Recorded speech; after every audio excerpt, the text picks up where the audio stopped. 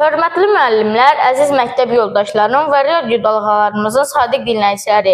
Məktəbimizin mənəviyyat çarçısı olan Gələcəyin İşığı FM radiosu bugün bir qədər fərqli, daha ciddi və hər kəsi dərindən düşünməyə sövq edən mühüm bir mövzu ilə efirdədir. Mikrofon qarşısında mənəm, 6-cı A sinif şagirdi Məhərrəm Sahib. Bugün təqvimimiz 4 iyun tarixini göstərir. Bu tarix bütün dünyada beynəlxalq aqressiya qurbanı olan Günahsız Uşaqlar Günü kimi qeyd olunur. Dostlar, bu günün təsis edilməsi 1982-ci ili təsadüf edib və o vaxtdan bəri hər il dünya ictimaiyyətinin diqqətini çox ağrılı bir nöqtəyə çəkir.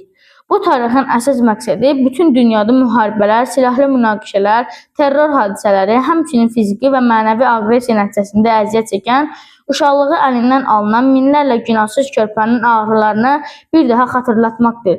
Uşaqlar dünyanın ən məsum, ən təmiz varlıqlarıdır və onların dünyası yalnız rəngli oyunlardan, maraqlı kitablardan və ailə sevgisindən ibarət olmamalıdır. Təəssüf ki, bəşəriyyət tarixində baş verən münaqişələr uşaqların heç bir günahı olmadan böyük kədər, qorxu və aqressiya ilə üzləşdiyini bildirir. Bugün bizə hər il yenidən xatırladılır ki, hər bir uşağın sülh içində yaşamaq, özünü tam təhlükəsiz hiss etməsi, böyük xoşbəxt və müqəddəs toxunulmaz bir hüququ var. Bizim xalqımız aqressiya və müharibənin uşaqlar üzərindəki acı izlərini, onların qəlbində açdığı sağalmaz yaraları çox yaxşı bilir. Biz Xocalıda, Gəncədə, Bərdədə, Tərtərdə dinc uşaqlarımızın necə qəddar aqressiya qurbanı olduğunu, onların xəyallarının necə yarıda qaldığını heç vaxt unutmayacağıq. Amma bu gün bizə həm də bir qalib ölkənin ərazi bütövlüyünü bərpa etmiş qüdrətli bir dövlətin övladlarıyıq. Azərbaycan dövləti hər zaman çalışır ki, ölkəmizdə yaşayan hər bir sülh içində böyüsün. Heç bir uşaq qorxu, təzyiq və ya zorakılıq altında yaşamasın. Lakin unutmamalıyıq ki, aqressiya təkcə müharibə və ya fiziki güc demək deyil. O həm də gündəlik həyatımızda, məktəbdə, küçədə və ya müasir dövrün ən böyük problemi olan internet mühitində qarşılaşa bilmərik. Biz həm yaşadığımızı sözlə incitmək, onu ələ salmaq və psixoloji təzyiq göstərmək aqressiyanın bir növüdür. Biz şagirdlər olaraq bir-birimizə qarşı hər zaman mehriban olmalı, aqressiyadan və qəddarlıqdan uzaq durmalıyıq. Hər bir şagirdin, hər bir dostun önünü bu məktəb divarları arasında, sinif otağında tam rahat və xoşbəxt hiss etməsinə kömək etmək bizim mənəvi borcumuzdur. Əziz məktəb yoldaşlarım, gəlin unutmayaq ki, aqressiyanın, nifrətin və kobudluğun olduğu yerdə inkişaf, yaradıcılıq və sevgi ola bilməz.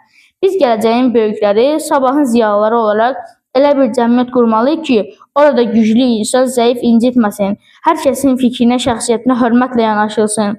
Əgər ətrafınızda kimisə aqressiyaya maruz qaldığını, incidildiyini və ya haqsızlığa uğradığını görsəniz, heç vaxt səssiz qalmayın. Bu barədə mütləq müəllimlərinizlə, məktəb rəhbəri ilə və ya valideynlərinizlə bölüşün. Çünki susmaq bəzən aqressiyanın davam etməsinə yol açmaq deməkdir.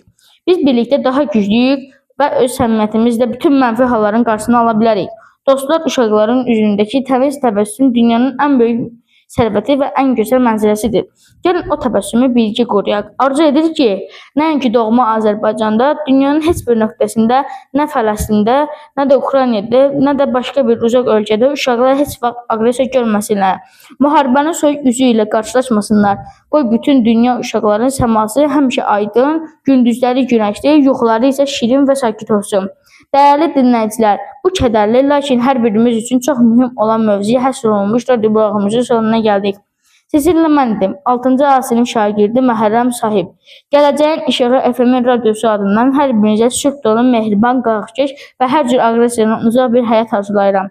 Unutmayın ki, dünya ancaq sevgi, mərhəmət və bir-birimizə olan hörmət sayəsində xilas olunacaq. Sağ olun, hər zaman sağlıqla və mehribanlıqla qalın.